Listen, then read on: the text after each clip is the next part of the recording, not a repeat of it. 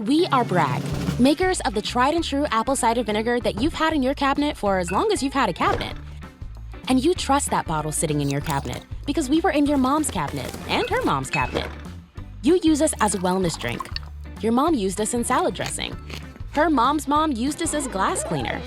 And while there are many ways to use us, one thing is always the same, our recipe. It has never changed since we've been put in cabinets. Bragg, it's not weird if it works.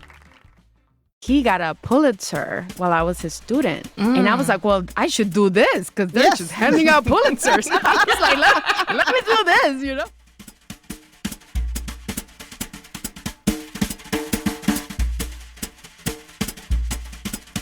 Hey, y'all. I'm Dawnie Walton. And I'm Deesha Philyaw. Welcome to the Ursa podcast, a celebration of all things short fiction. On this podcast, we interview authors, discuss collections and stories we love, and shine a light on new writers and those who never got their due. And at Ursa, we're not just talk, we're publishers too. Over at ursastory.com, we've created a new home for short fiction for some of today's most thrilling writers, as well as emerging voices, with stories you can read on your phone and audio stories that you can listen to right here in your favorite podcast app. We're doing all of this with support from you.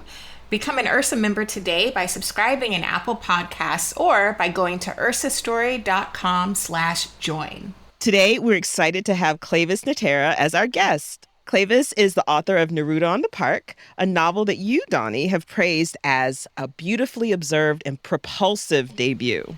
Yes. So this stellar work follows members of a Dominican family, the Guerreros, who live in Natera Park, a predominantly Dominican part of New York City, and they've been there for 20 years. And they take radically different paths when faced with encroaching gentrification. And I'm not alone in praising this powerful page-turner.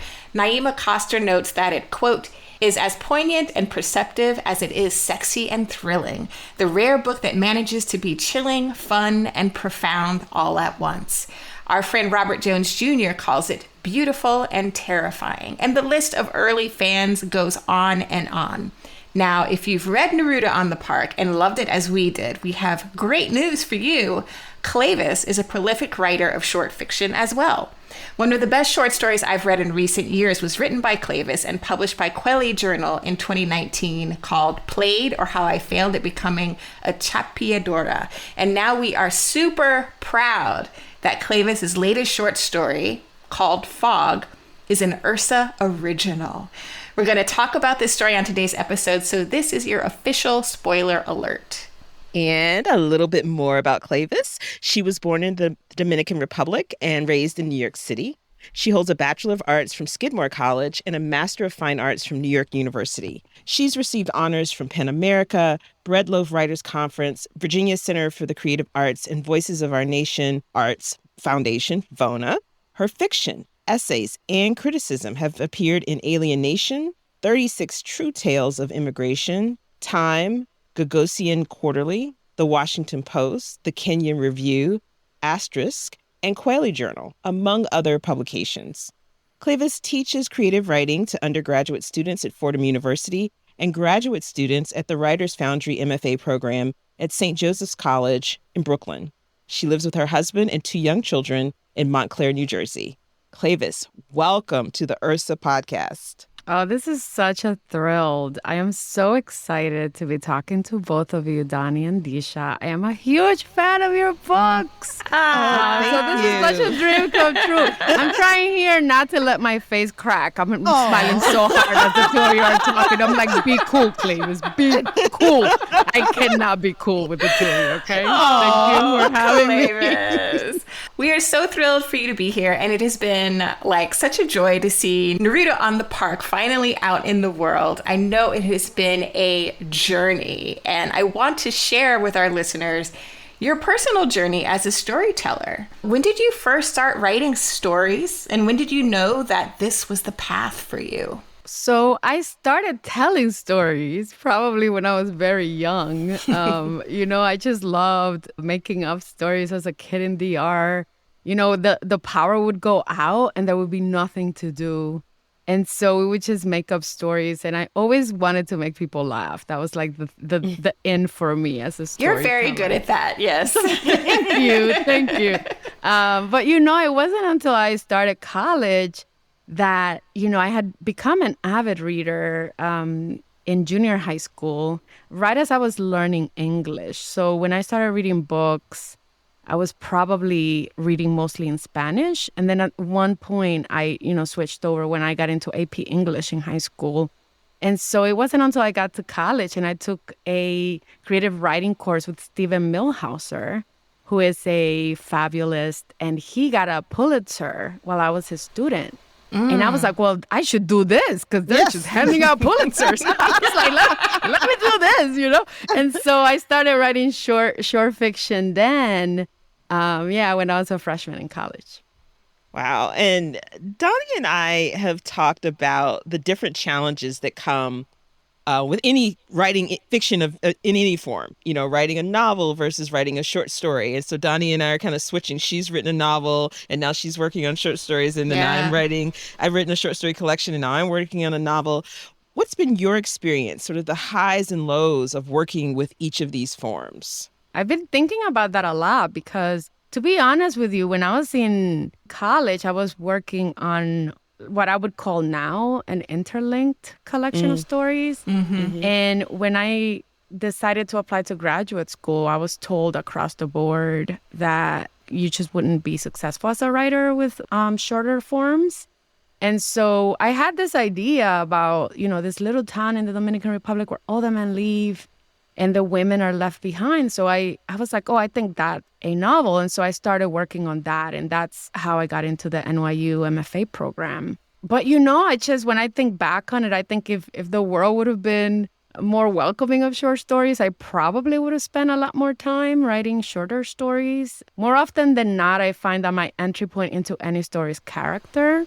And, I like to write in fragments. And so more often than not, whether the story is shorter or whether it's a novel length that involves many characters and, many universes within those characters' lives, I actually feel like the characters come to me in pieces. And so, very often I have to pull back, even in a novel, from the immensity of their lives. And so these days, because, Neruda on the Park is a book that I wrote over 15 years of my life. And so every single time when I felt discouraged or I felt ready to give up, I would write a short story. And I consider short fiction play. I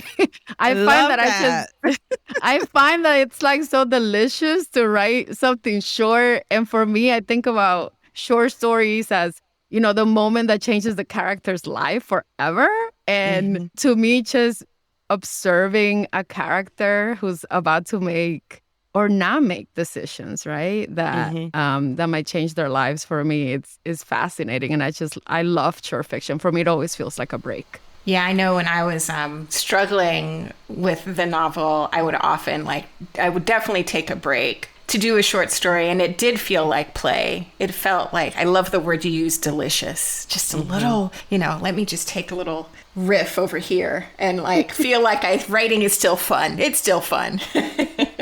So Cleyvis, you teach fiction writing as well, and I'm really curious, when it comes to short story craft, what's the one thing that you're always harping about with your students, that they're always saying, okay, here she goes again with this little rule or this thing to keep in mind? For me, I think it's really about propulsion. I feel really strongly that when we're teaching writers, what to care about on the page, so much of what we pay attention to, and rightfully so, is the line, right? And the beauty of the line and the precision of the language. And, one of the things that I tell my students is that it's so critical for you to think about what it is in the story that should make a reader care. What is it about what's happening that should make them not be able to stop reading from sentence to sentence, paragraph to paragraph, right? All the way through the end. So for me, propulsion is really rooted on stakes. And, what is it that the character desires and making desires concrete. I think for me as a writer, it took a really long time for me to embrace, because I always wanted to be really super smart And like all of my characters always wanted like these very abstract things, you know, like freedom and power. And, you know, I think for me, especially with Neruda on the Park, I feel like the whole thing turned on its head when I realized what my characters actually wanted. And those desires were very much concrete. And so now, you know, I think this idea of like the tension of a world who wants to keep your characters from getting what they want and the character's desire to get it is what creates a propulsive story. I love that. And Pablo, in your story, Fog, is definitely a character with a lot of desires and a lot of stakes.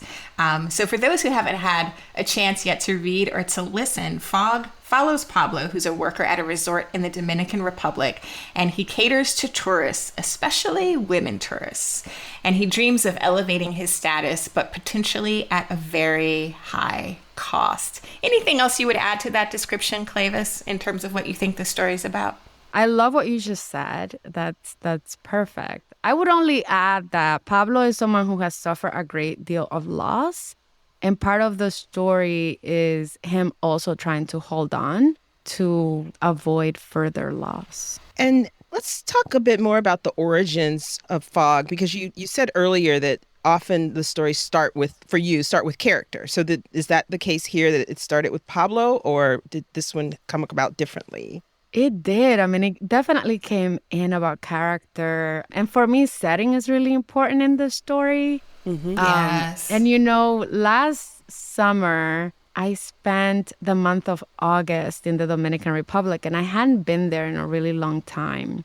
And one thing that I've noticed anytime I go back to the Dominican Republic is how starkly surreal resorts are. There was a time in my life where I couldn't afford a resort, let alone, you know, being a guest at one. And it's been really fascinating now because, you know, I'm in a different social class than I was when I was born in the Dominican Republic and as I was growing up there. And now when I go back, I can afford to stay in some pretty fancy places. And so, you know, this is a story that I probably started writing before August of last year for sure. But it wasn't until I was in the Dominican Republic last August and I was at a resort, a different kind of resort because they're homes. And like, so the people that work there will service your home, cook and clean and all these things. But I just remember meeting a young man that to me seemed very much like what I had envisioned the character in an earlier version of Fog to be. And I just noticed this character interacting with guests and then interacting with his peers. And it just opened up like the story in a way for me where I finally figured out what the story was about. Because before that, it was someone who has to, you know, make some choices about his life in order to attain this desired status. And at that moment, I realized that it was really about a person who's deeply confused about how to attain his own happiness, you know, and what versus what the world considers to be happiness, right? And so, I don't know, I just think like it was one of those moments where I was in a place with my family, with my 2 young children and my husband. My cousin was there with her daughter and they're all talking about something else and I'm just kind of fixated on this young man. And he probably was looking at me like, look at this tourist checking me out, you know? And I'm like, I swear I'm not checking you out. Like, you're just opening something up to me about this story I'm trying to write. I mean, we never even had a conversation about it, but it was just really an incredible moment for me because I think just observing the world sometimes brings with it these gifts. And if you're just attentive, then you can find your way through a jam. There are so many interesting and complex characters in this story. There's Mama Juana, Vida, the sisters Lara and Leticia. There's Toki, Pacifino, and Melba, the client that Pablo has at the very end of the story. I feel like each one of these characters could hold their own short story. Any chance that you're going to explore that in the future? Kind of make something a little more out of this one? Absolutely. Dawnie. I know. I'm setting you up. I'm setting you up here. I'm like, are you reading my mind? So Fog is part of a collection of short stories I've been working on for a few years. And it is, I mean, I don't know what people would call it because it's definitely one plot line. And each of the character carries a part of the action. So Vida, who is, you know, Pablo's love interest, I've already written her story. And then, several of the other characters in this story have already had a starring role.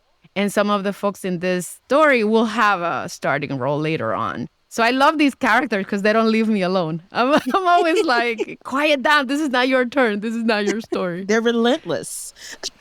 They are. And it's such a world, the world of this resort on every level. You know, there are the workers, but also the guests. And then there is Mama Juana's, which is has a locals only night on Thursday nights starting at 10 p.m. Very specific hours.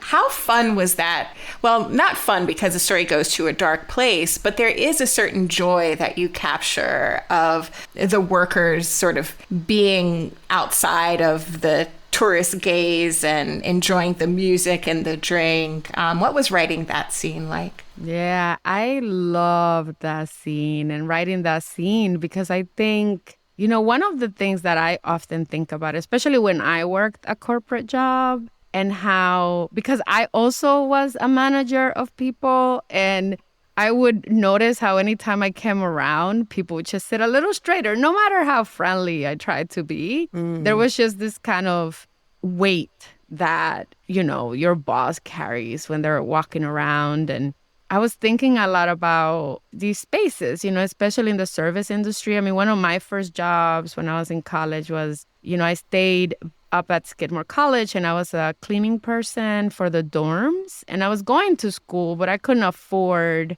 you know, to buy food and like just different things without having to work. And so I became part of this group of like cleaning people who were like mostly townies in Saratoga Springs. And so in Saratoga, there's like this huge racetrack and it's like really stark how like the people who have money have so much money and the people who don't have money have very little money. And so I just remember like that summer, and I was probably 19 years old when I was working with, you know, people who were 2-3 times my age. And I just remember like whenever the bosses would go away, it was just like a very, very different dynamic. And so when I was thinking about writing this story, and especially the scene where Pablo, you know, is leaving the resort, he hasn't left the resort in many weeks. And he's leaving because he's trying to find someone. He's hoping to run into someone. And once he arrives, I mean, what's waiting for him there is community, is the ease of being around people that aren't requiring anything from you, that aren't ready to take anything from you. Everyone there is in the same station. And so in a way, it's one of the few times in this story where Pablo really gets to be free. We are Bragg, makers of the tried and true apple cider vinegar that you've had in your cabinet for as long as you've had a cabinet. And you trust that bottle sitting in your cabinet because we were in your mom's cabinet and her mom's cabinet.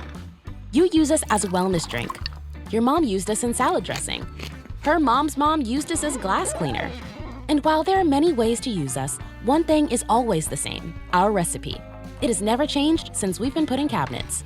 Bragg, it's not weird if it works.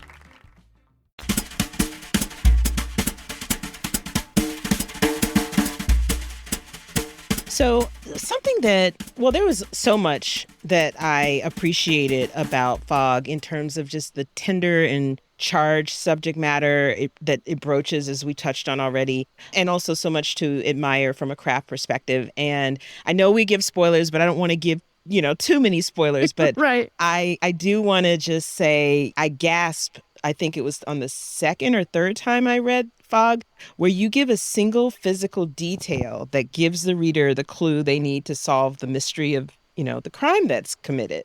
And I missed it the first time. And then it was like on a subsequent read, I was like, oh my gosh, there's just such an attention to detail that, you know, from just a craft and writing perspective that I, you know, just feels yummy. You know, you used that word delicious earlier. It feels yummy, you know, as a writer to see these things in a story. And then I felt like in this single sentence, you captured like decades and generations when you wrote, he, meaning Pablo, would be the first in many generations of family men who didn't go out in the morning to fish.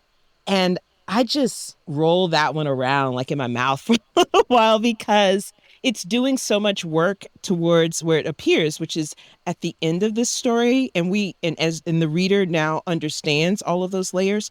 And then I started imagining, what if that sentence had appeared at the beginning of the story, right? We, as a reader, same words, but we wouldn't understand everything that's embodied in that. And I just thought that that was just brilliant and just really beautiful to have this sentence that's so brimming with meaning. It's also full of questions, right? And I promise I am going to get to a question myself. No, please don't. I linger in all of the compliments that you would like. I am not in a rush.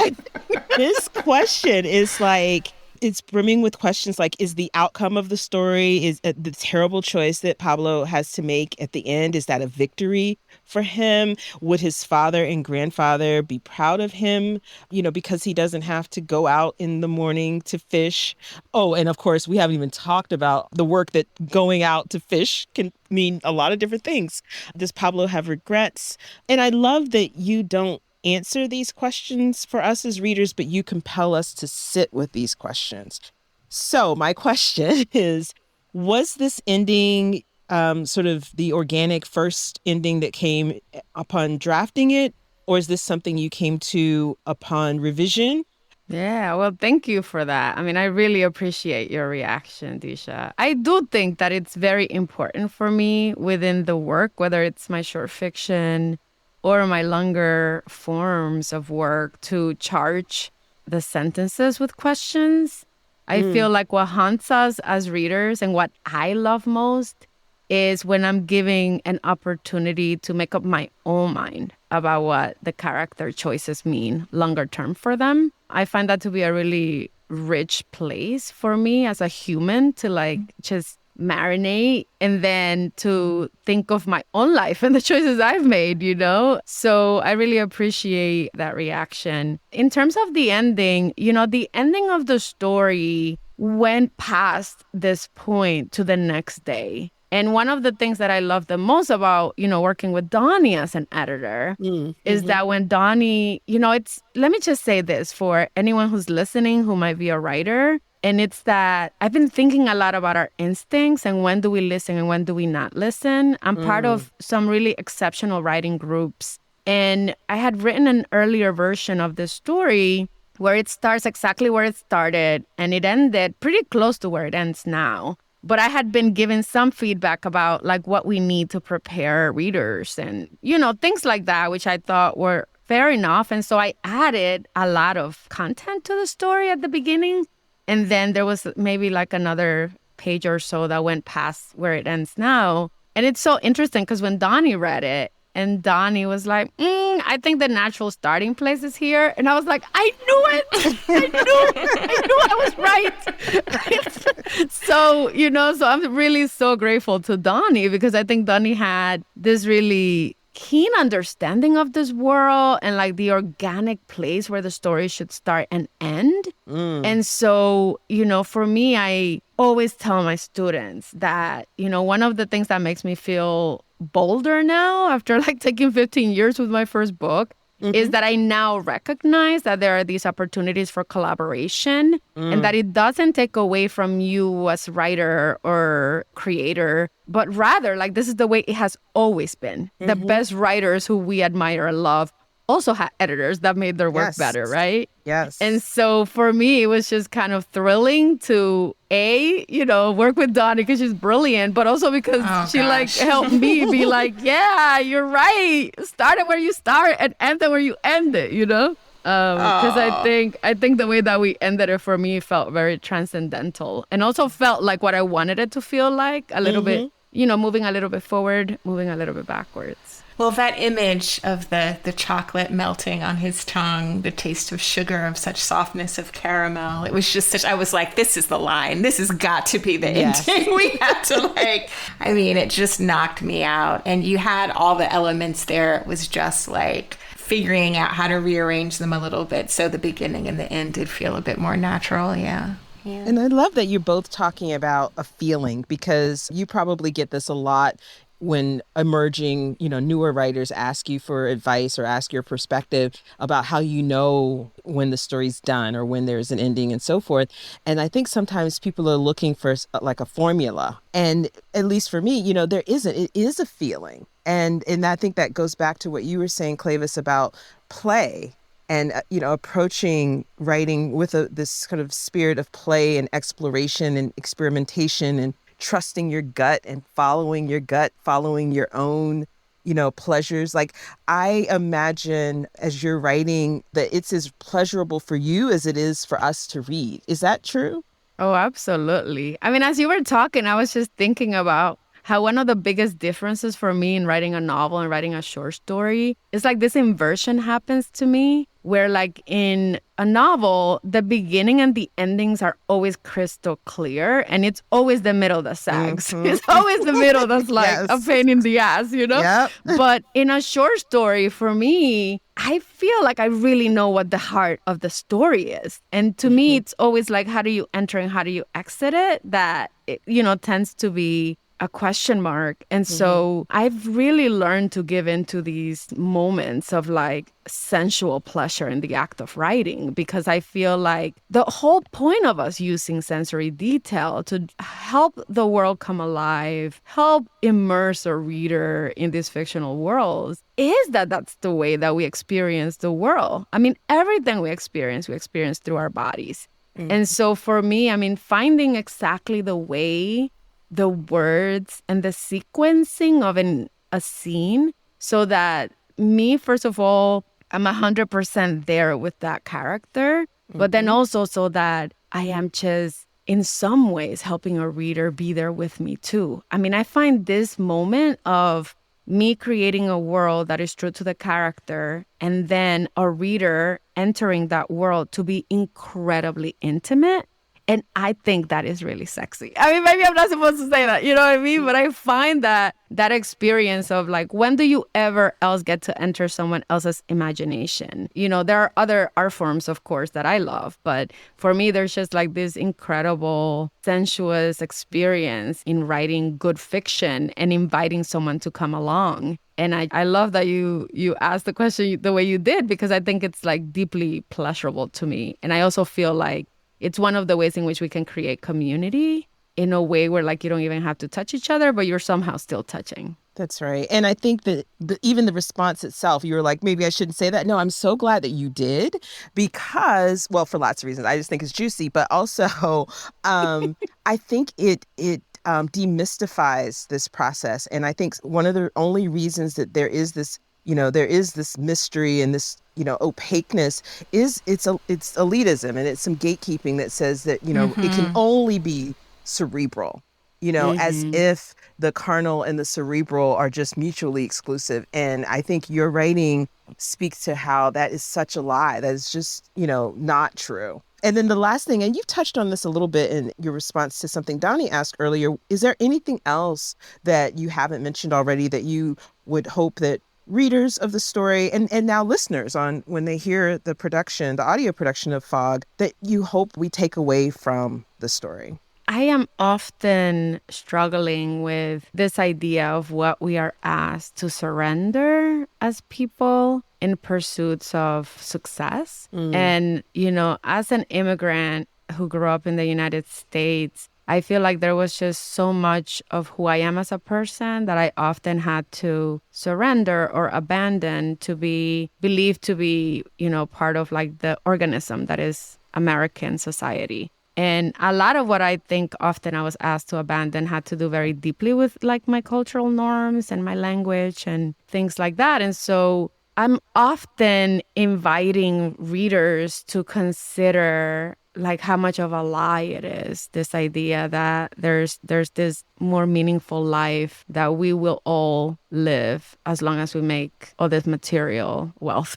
And so my characters, and not all of them, I will say, in this collection, they're all struggling with very different kinds of desires, around this concept of freedom. But for Pablo especially, he's really bought into this idea that life on the other side of poverty means a life of wealth. And Pablo connects that wealth and that material wealth with spiritual wealth. And, I just want to invite readers to think about that. Because I think for all of us, maybe the answer might be different, but I'd really like to invite people to think about that.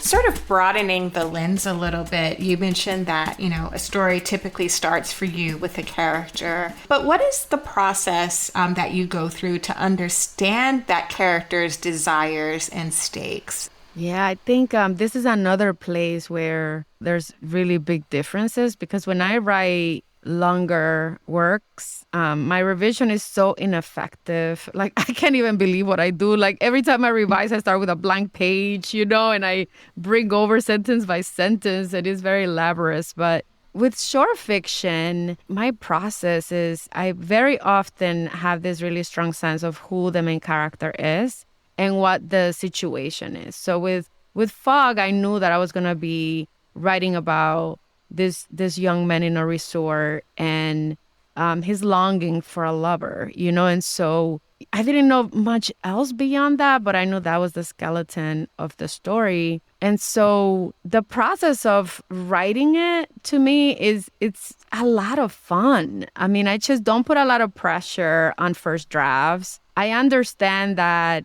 I'm not very precious when it comes to language either in earlier drafts, because I think most of it will likely be revised and cut away and changed drastically. So the first few drafts for me are just me telling myself the story and trying to figure out, like, what are the stakes? What does this character care about? I knew Pablo had a father, and that relationship and this wrestling with masculinity is really important in the story.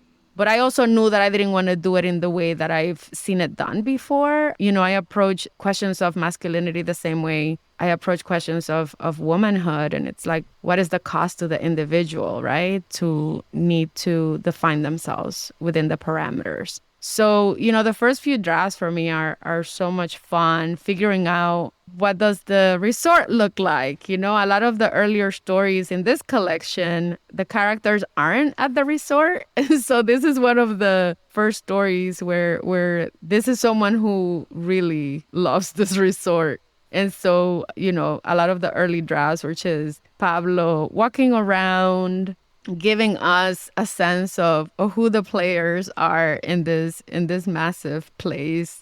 All along, we have this sense of this young man longing for people who are no longer in his life. So my process then is to bring my short story to my workshop. So I have a couple really trusted readers that may read earlier versions of my short stories just to help me flesh out what's what. But eventually I will bring my fiction to a workshop that I'm part of called Open City. And there are some really incredible writers in it. And usually by the time I bring a short story to that group of writers, the story is pretty strong. And that group of writers will often then challenge everything that I've done with the story.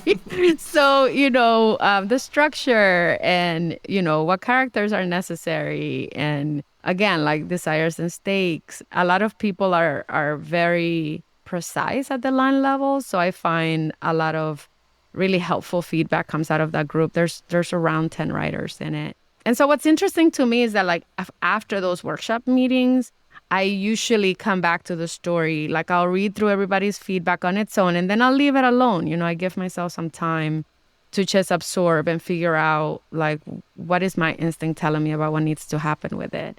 So I would say all in all, for Fog, I would say somewhere around 12, 13 drafts.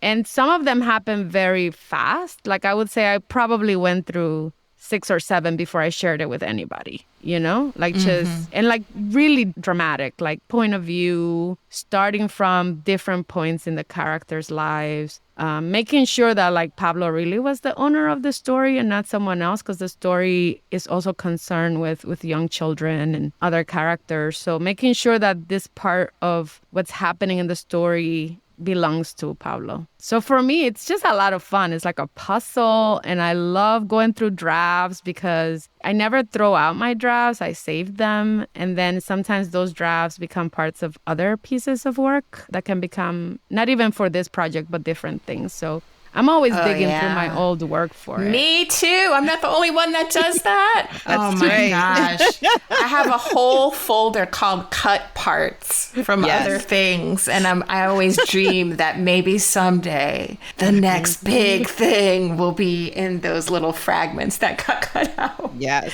I just call mine scraps. Yours all sounds all nice. They are gems. That's what we should call them. Gems. Yes. Yes.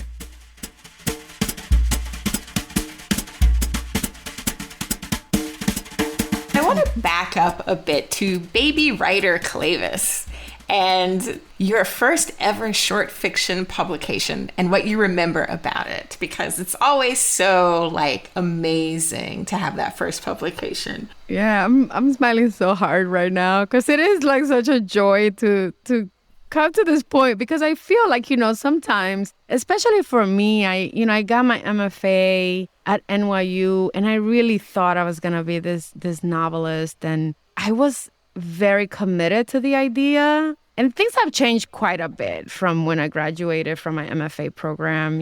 That was nearly 2 decades ago. And when I graduated, you didn't see as many people going between the genres. Like you didn't, novelists. And it was like, are you even taken seriously when you're a short story writer?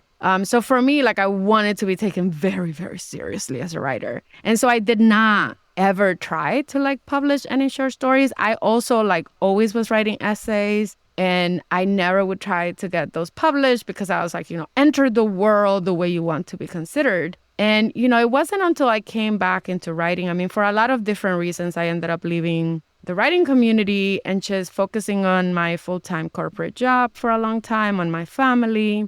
And so about 4 years ago, I decided to come back very seriously into writing. And at that point, I was like, the wheels are coming off. I'm writing everything. I felt like this thirst to, just touch every single genre. I wanted to write essays and I wanted to write very directly about my personal life. And then I wanted to really write short stories and be very serious and intentional about my love of short stories. And so, as I started writing and revising and doing all this other work to the novel, like I said, I wanted to write short stories. And so Played, which Dawnie, you mentioned before in Cleyvis, that was my very first short story. Was it? That was your first? Yeah, oh my it only gosh, got and I published 3 remember years that.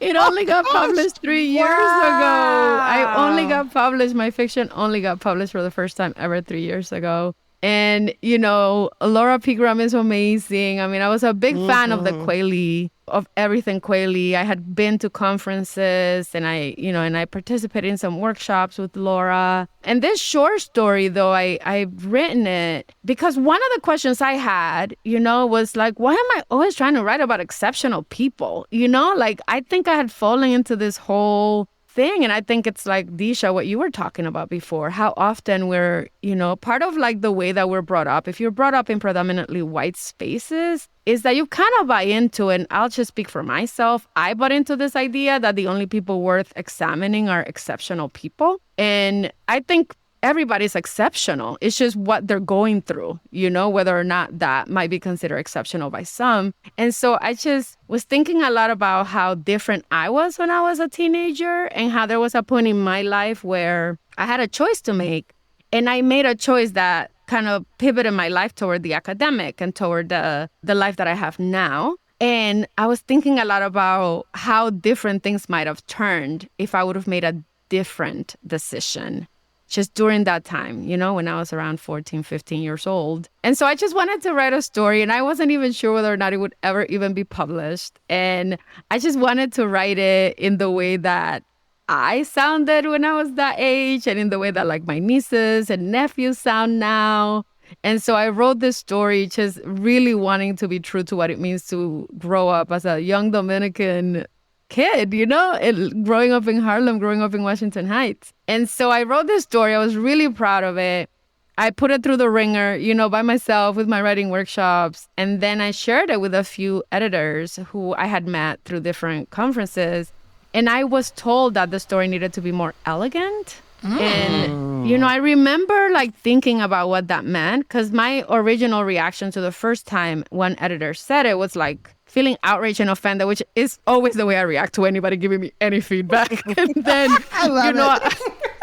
and then I was like, calm down, cálmate. And I took a deep breath to be like, is it true? Do I need to change the language? And so much of that short story is really about the friction that exists, I think, and a lot of what I explore in my fiction. And I wanted to come through at the sentence level. And I work quite hard to create that friction and create at times what I consider to be an awkwardness within the diction, so that if you're reading it and the syntax feels slightly off, that is part of what I want you to struggle with, because that's what I have had to struggle with, in mastering English. And so much of that was on purpose. And I felt like it was either thought to be crass or, and it's part of her charm, this young girl. And so I was just like, y'all don't know what you're talking about. Get out of here. Elegance, get out. You don't even know what the point of the story is if you want the story to be elegant. I know how to write elegant stories, And so I left it alone. And then Laura put out a call for short fiction, and she responded immediately to my show. I didn't even know her then. And she responded to my short story, and she published it, and she did not touch anything. She understood it. And I just have to tell you, and especially people, by the time my first short story got published, I had been writing fiction for 20 years. And, there's something to just be said, for just knowing what your intention is. And, I feel like I could have landed that short story in a place that is considered more successful for a beginning writer, had I been willing to compromise on what the story is supposed to do. But I was like, you know what? This time around, I've been around these streets a long time, and this time around, I'm going to do it my way. And if that means that the stories are just not going to be considered polished, the stories are not going to be considered elegant or beautiful or worthy of fancy awards, I'm going to be okay with it. Because it's more important to me that story stand for what it stands for, and it reflect what it's supposed to reflect about my community. So you guys are getting me worked up now talking about the story, but it was such a good, such a good moment to have the story end in the place where it belonged. Because, yes, I think right. When you have an editor who gets it, they're going to know, right? Dawnie, you knew there were certain things we had to do to Fog. And we did it, and it's phenomenal. But for me, I'll never forget how hard how hard in my own heart I wanted to protect that little story, and then it did, it made it into the world. I cannot imagine that story any other way than how it is, and I'm just galled that somebody said that to you, and I'm so glad that you didn't listen and you found the right home for it.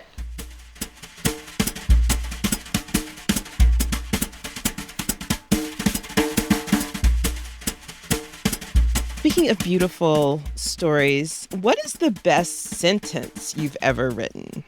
I think the sentence that I love most to date is in my novel, Neruda and the Park. And it came to me whole, and it is, Eusebia thought herself the whale. And that sentence then became 3 sentences, because Eventually, Eusebia thinks herself a tree, and then eventually Eusebia thinks herself the sea. I feel like there was something I wanted to get at with this idea of how connected we are to the earth and to each other. Do you each have a sentence that you think is the most beautiful thing you've written?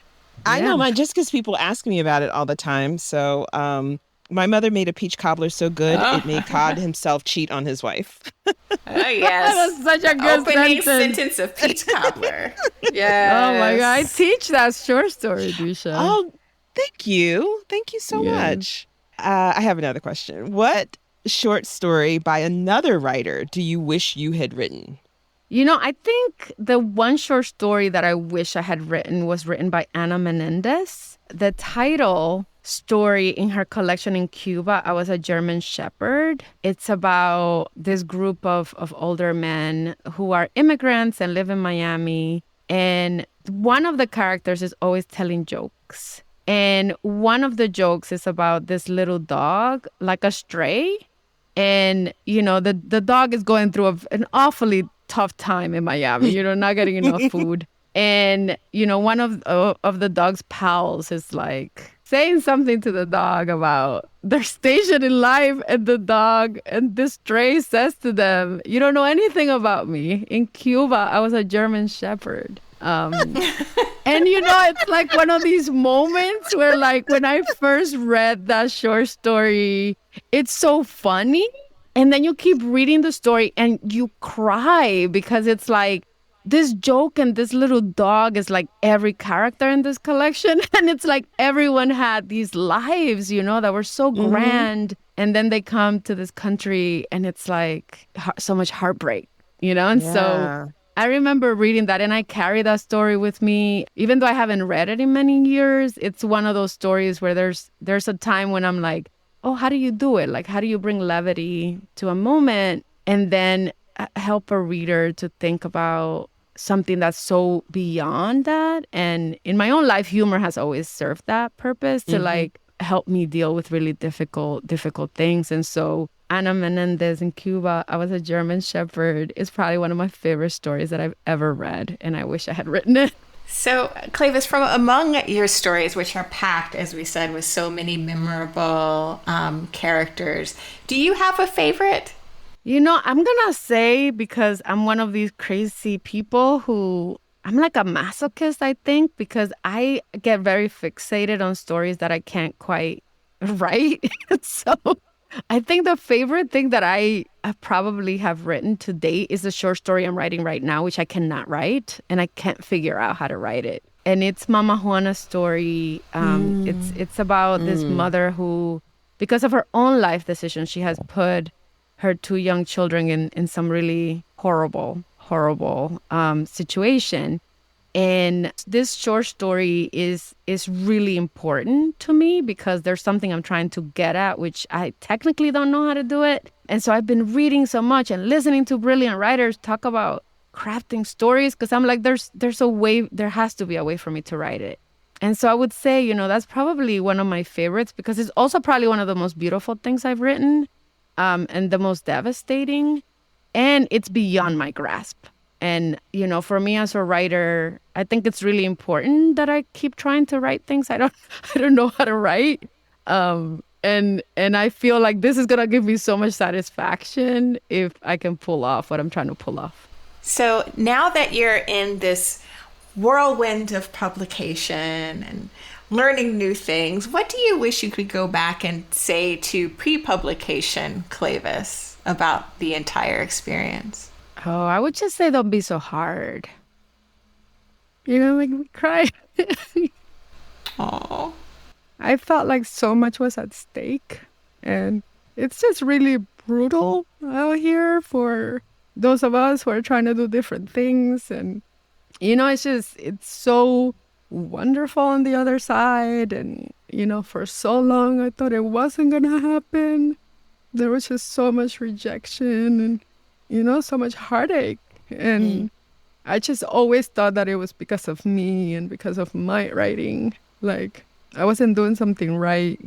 And, on this side of it, I'm like, you've been great all along. Like, yes. It's like, and it sounds so conceited, but it's don't, it's like, not conceited. But it's like, I felt all along like I just I wasn't working hard enough. And I was just really relentless with myself. I wasn't gentle. And I feel like now on this side of it, I'm just like, goodness gracious, what the world does to us, that's one thing that I would say. And I keep telling my students that, like, it's going to be hard. And sometimes, you have to work more on becoming, being intentional and learning the craft, but I just feel like the world demands of us that we cut ourselves and that we be so harsh. And I wish I had listened to the people around me who were telling me to be gentle, and I had wished that I myself had been gentler. And that's something I'm trying to learn now, to not be so hard and to give into the joys of being a writer more often than I give into the pressures of fearing failure. Wow, Cleyvis, the world is here for you. I'm so happy for you, so excited for you. Can't wait to read more of your work. And congratulations on everything. It's been a pleasure to have you on the podcast today. Thank you. Maybe we can cut out the crying parts. I think it's beautiful and vulnerable. I do too. My gosh. And there are lots of somebodies that need to hear that, because usually it's the other way around. It's the people who are so mediocre, but yet so entitled. And then people who have such a tremendous gift and who write so wonderfully, there you are questioning yourself. Like, that makes me want to cry. Like, it shouldn't be that way. But I'm hoping, we're hoping that through Ursa and just, our individual efforts supporting each other, that we can turn that around. Yeah, no, I love that. And I was joking about cutting it. You can leave it. I don't cry very often. And now I feel like on this side of being happy, I'm like, oh, happy tears, But it isn't happy tears. There are a lot of tears that come from like so much pain. And, one of the reasons why I really wanted to be part of Ursa, and, I had said to Dawnie early on, Dawnie, I don't know, I was probably like the fastest person who responded to your email, because I was like, let me in. Because I also feel like, creating these spaces where we are giving an opportunity to do bold things as artists, is so important. And one of the things why I'm so grateful, that it's taken so long for me to get to where I am is that, like, now I know what I'm working toward. Like, I know what I want my work to do in the world. And, like when I was 25 years old and I had written that first book, like, I probably would have done anything. If somebody would have said not elegant, I would have made it elegant, And so now I'm like, oh no, there's a reason for the friction. There's a reason for the syntax to be awkward. Like, there are certain things I'm trying to do with my work that some people will understand. And so, that's why it was so important to me to be part of this project too, because even though so much time has passed and we could argue, right, that there's so much more space for us, it isn't true. It's still not very much space for us out here and what we're asked to give up. And so I'm just really proud to be part of this. Oh, thrilled to have you. I want to cry. I know. Thank you so much, Cleyvis. Thank you.